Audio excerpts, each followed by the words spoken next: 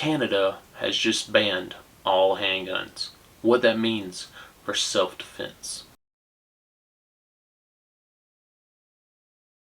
Ladies and gentlemen, T2 Titan Preparedness breaking news out of Canada. The Prime Minister Justin Trudeau has just announced a new legislation banning the sale, the purchase, the importation, or the transfer of all handguns.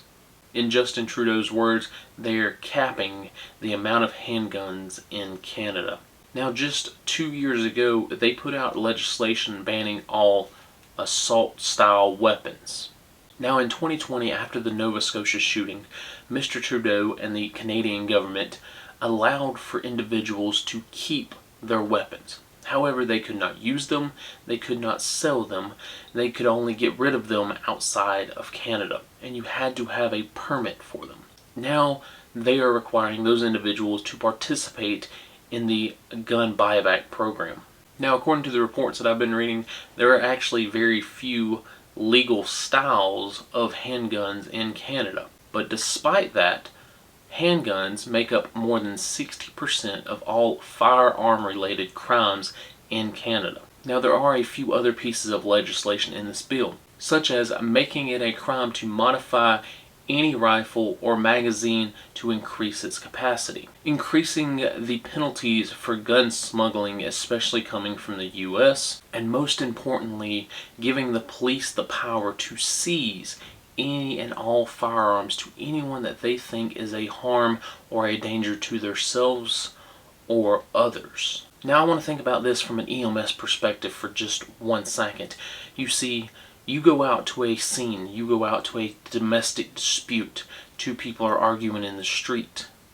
All that person has to say, all your significant other, your wife, your husband has to say is that this person has guns and has threatened me. Now police can kick down your door and seize any and all firearms because you are a threat to someone else. They can have you arrested or can put you on some sort of mental hold, whether that's 24, 48, or 72-hour mental hold. And while you're being held, they can go in your house and seize your firearms because someone said something. Think about anyone that you've ever pissed off in your life, whether at the bar, whether at a red light, whether at the store, it doesn't matter. All they have to say is, this person threatened me. This person threatened me and owns firearms, owns weapons, owns guns. Now they can come in your house and take what is yours. Take your inherent right of self-defense away from you.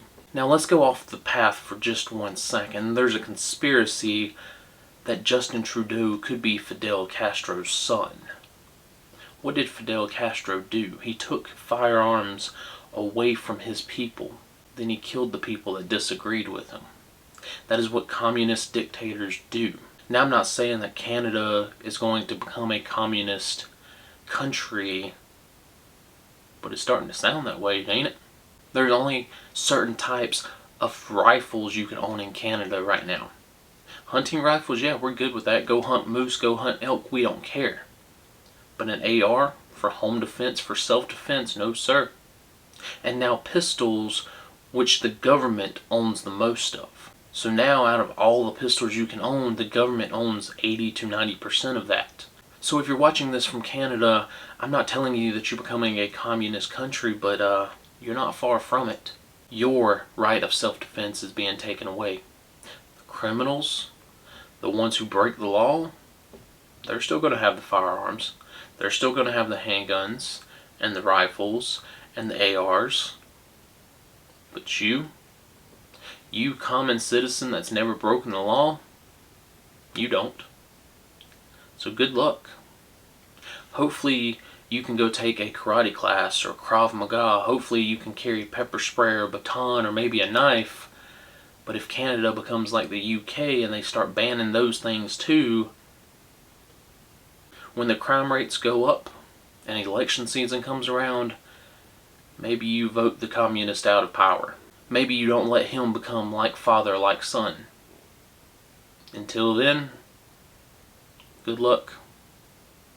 Y'all stay safe out there.